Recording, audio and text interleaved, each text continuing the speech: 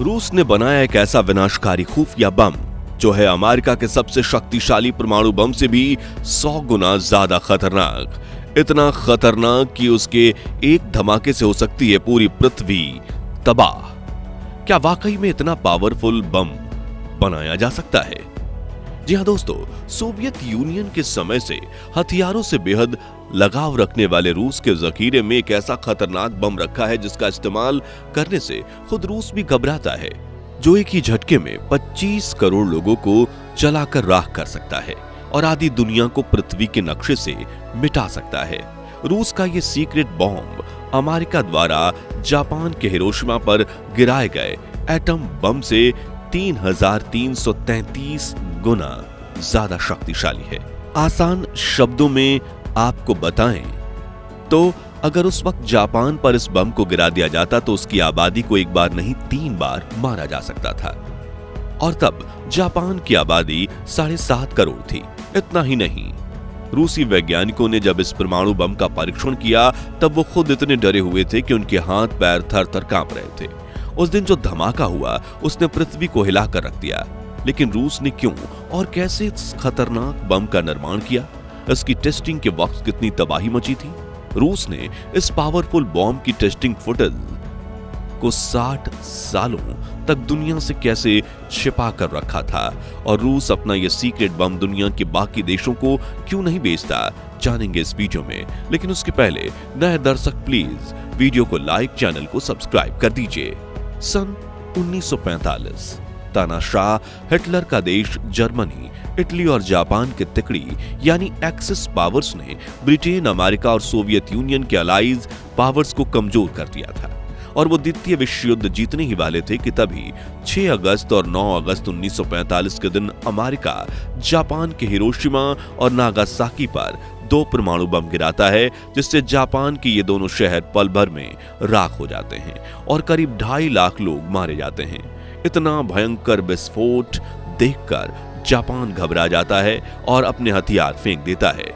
वहीं इस हमले के 3 महीने पहले जर्मनी में हिटलर ने भी खुदकुशी कर ली थी, जिससे एक्सिस पावर वर्ल्ड वॉर 2 हार जाती है और अलाइज को इस महायुद्ध में बड़ी जीत मिलती है। एक झटके में 2.5 लाख लाशों का ढेर बिछाने वाले और पूरे जापान को घुटनों पर लाने वाले इन न्यूक्लियर बमों की पावर सिर्फ 15 किलो टन थी।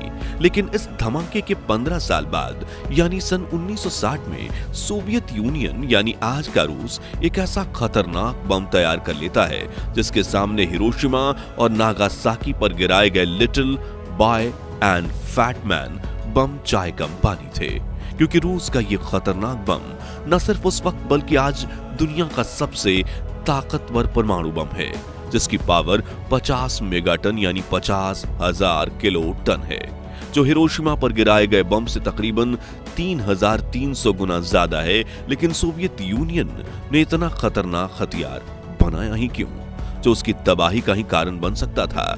आइए जानते हैं। दोस्तों, द्वितीय विश्व युद्ध जीतने के बाद अमेरिका और सोवियत यूनियन में मतभेद बढ़ने लगे थे।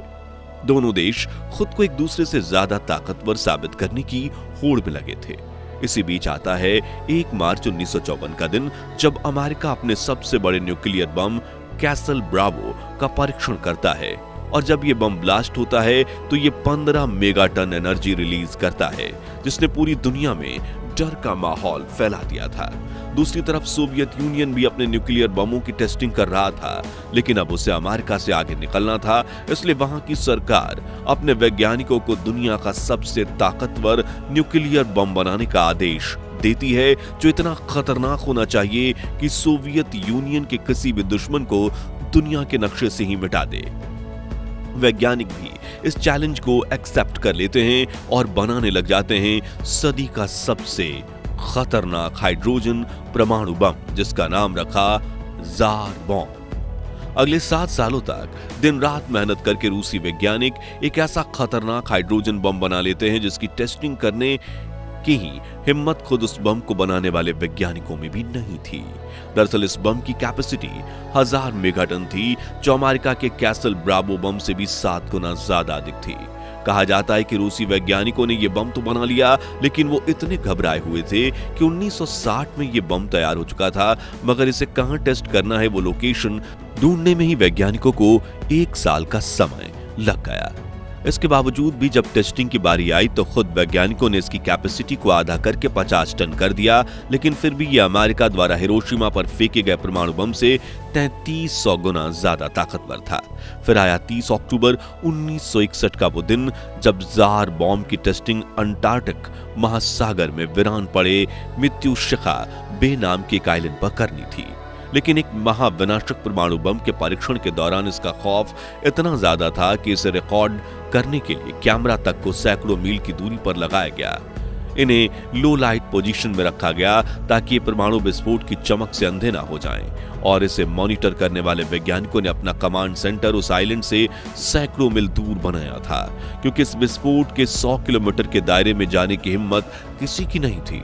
धीरे धीरे समय का कांटा आगे बढ़ा और रूस का एक फाइटर जेट जार बॉम्ब को आसमान में इतनी ऊंचाई पर ले गया ताकि उसे नीचे गिराने में करीब 40 सेकंड लगे, और तब तक वो फाइटर जेट इस इलाके से मीलों दूर पहुंच जाए।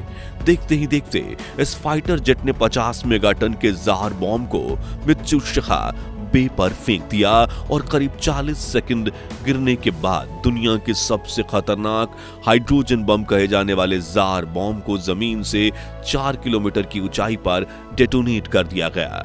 इस ब्लास्ट से इतनी तबाही हुई कि वो जानने से पहले आप इस फुटेज को देखिए, जो जार बॉम्ब के विस्फोटक की इकलौती फुटेज है। और सोवियत यूनियन ने उस वक्त इस फुटेज को इस तरह गुप्त यानी क्लासिफाइड रखा था कि उन्हीं की सरकार में बड़े से बड़ा अधिकारी भी इस तक ना पहुंच पाए, क्योंकि अगर ये फुटेज वायरल होती तो रूस समेत दुनिया भर में लोगों में डर का माहौल फैल जाता, क्योंकि किसी भी देश के पास इतना खतरनाक हथियार होना पूरी दुनिया के लिए जानलेवा साबित होता। खैर, 4 किलोमीटर की ऊंचाई पर जब जार बॉम्ब का धमाका हुआ तो आसमान में 60 किलोमीटर ऊंचे धुएं के मशरूम क्लाउड बने, और इस धमाके का ब्लास्ट वेव 1000 किलोमीटर तक फैला, और इसकी रोशनी को हजारों किलोमीटर दूरी से देखा गया। उस बिरान आइलैंड के आसपास मौजूद कुछ गांव के लोगों ने बाद में बताया कि आसमान में इतनी रोशनी फैल गई मानो दूसरे सूरज का उदय हुआ हो।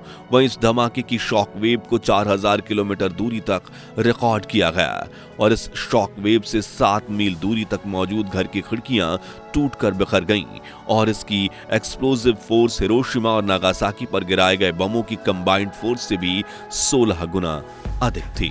इस फोर्स ने मित्सुशिखा बे को पूरी तरह से तबाह कर दिया। सैकड़ों किलोमीटर दूर मौजूद पेड़ पौधे जलकर राख हो गए, मीलों दूर रखे वैज्ञानिकों के दर्जनों कैमरास तबाह हो गए, और इस धमाके के शोर और कंपन ने हजारों किलोमीटर दूर अमेरिकन सरकार को बहला कर रख दिया।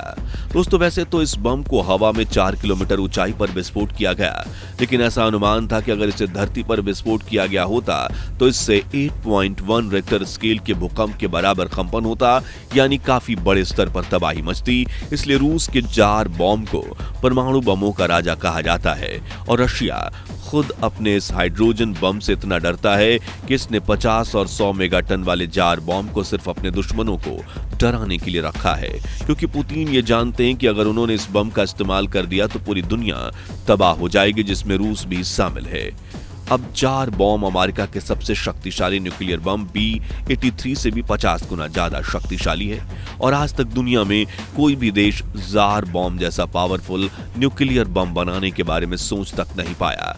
वहीं रूस ने अपने इस खतरनाक बॉम्ब को इतनी टाइट सिक्योरिटी में किसी खुफिया जगह पर छिपा रखा है जहां से कोई भी इसे ढूंढ ना पाए, क्योंकि अगर जार बॉम्ब गलत हाथों में पड़ गया तो दुनिया तबाही का ऐसा सैलाब देखेगी कि पूरी मानव जाति मिट जाएगी।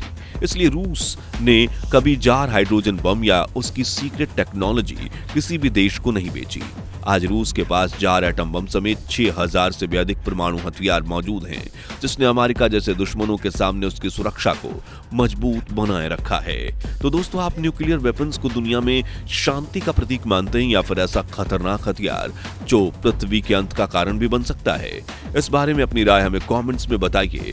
ये वीडियो पसंद आया हो तो इसे लाइक करने के साथ साथ फेसबुक और व्हाट्सएप ग्रुप्स में शेयर जरूर कीजिए, और ऐसी दिलचस्प वीडियोस के लिए हमारे चैनल को सब्सक्राइब करके पास वाली घंटी को जरूर बजा दीजिए। जय हिंद, जय भारत।